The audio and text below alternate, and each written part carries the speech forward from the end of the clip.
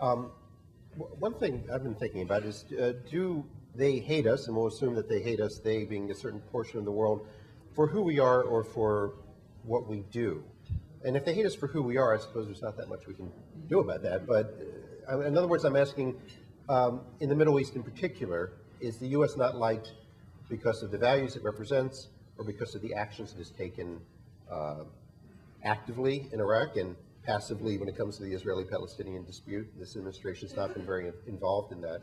Um, Walter Pincus, what do you think? Is this animus towards the U.S. due to who we are, what we represent, or our very real actions on the ground in the Middle East? Oh, I always think it's been our policy. As simple as that.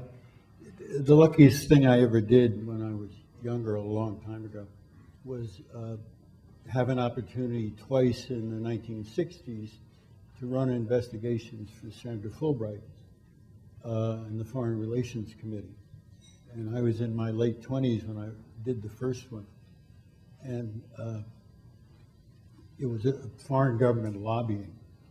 And when you sat down with him, he was really an unusual man. There's nothing like him, I think, in the Senate today. But he had this quality, and particularly when he talked about foreign policy, he said the first thing you have to learn is what are the domestic problems of the country you are dealing with. And if you don't understand the problems of their leaders and their opponents, you can't have an honest foreign policy with them, because winning is not getting your way. Winning is finding a way to work with people, even though they're your enemies. He had a great story about, and during the Cold War is considered weak for that. But he had a wonderful story that he was over at the Russian embassy one day discussing sort of arms control. And the ambassador brought him into a room, and on a table was a map of the world, but it was done in a different way. It had the Soviet Union in the middle, and then the rest of the world around it. And they had fixed it so that you could see where American nuclear weapons were. And they were totally surrounding the Soviet Union. And he said, the Soviets said to him, this is the way we look out at the rest of the world. You have us surrounded, and you have us surrounded on your borders. And so the Cuban Missile Crisis wasn't a shock to them when it happened. They were trying to sort of get even. And I think this is an element of foreign policy that stuck with me.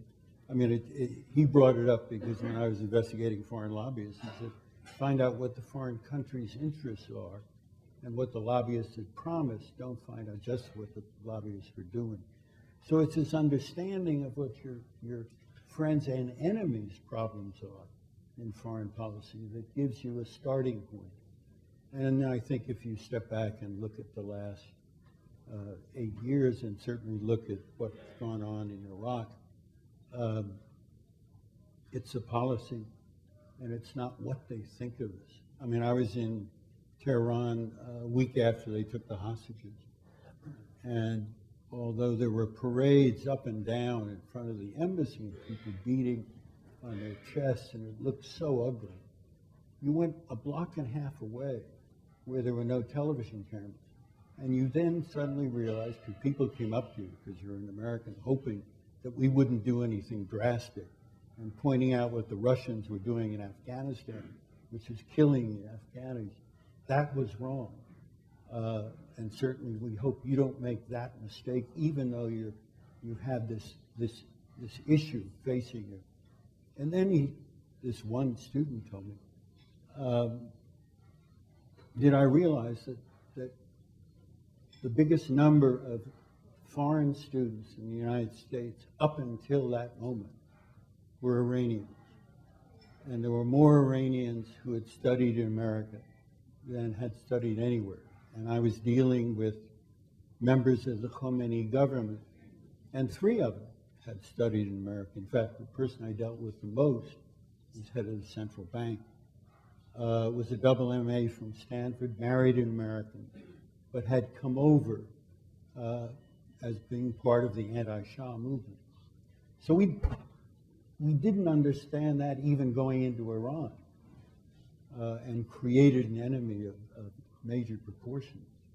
But I think we did it in spades in Iraq, and then having worked for Senator Fulbright and lived through the Arab-Israeli thing, clearly this country, for almost the whole time, has had a tilt toward Israel, and trying to understand the Palestinians has always been a difficult problem. So, I mean, the main lesson and the main thing is people do like us. They like Americans. They like what we stand for. They don't want to have it forced down their throat. But they certainly want us, and we certainly ought to want to understand what their problems are and work a policy out that fits somewhere in the middle. One of the tools at the disposal of any administration is what's referred to broadly as public diplomacy, which always struck me as a bit odd because diplomacy is something that happens quietly behind closed doors, and you don't normally see the word public in front of it. But public diplomacy encompasses all kinds of things, from Al-Hura, which is the U.S.-funded satellite TV network, to other attempts, magazines that we publish in Beirut. When we had the U.S. Information Service in the past, they used to sponsor American authors and speakers to show up in capitals of the world. And the idea is that that essentially the U.S. suffers from a communication problem. It seems to me that that is the essential conceit of public diplomacy is we're doing things okay. It's not necessarily our policies, but we need to sell the message better.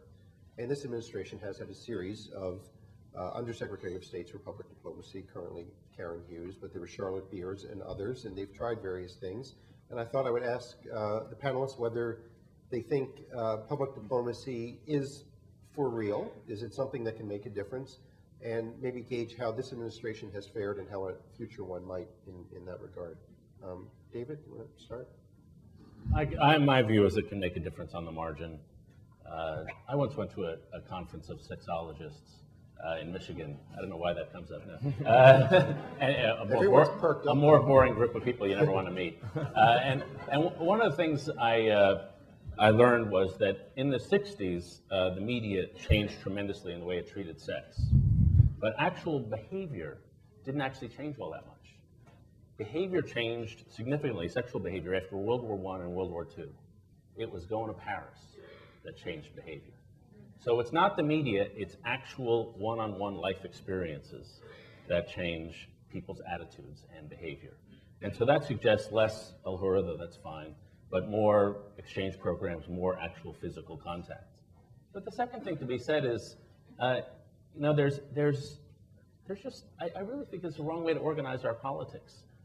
Anti-Americanism has always been a strong current running through the world. In 1904, I think 2 books were written called The Americanization of the World, about America spreading out and conquering the world. Hostile books, I think, in Britain and Germany at the same time. And some people hate us for our policies, though I don't think that's why the Soviets hated us. I think they hated us. This was a long debate that we had during the Cold War. I think they hated us because they were thugs and that we were standing in their way. And some of the important hatred comes from hatred of our capitalist culture, which they see as shallow, sometimes with very good reason. And sometimes it comes for political reasons. If you're Osama bin Laden, you should hate us, because we are diametrically opposed to you. So the idea that this is going to be the fundamental pivot point of American policy, I think, is misbegotten. The world has always been and divided by national tribes. And nationalism is something you have to deal with and manage, but groups always hate the other.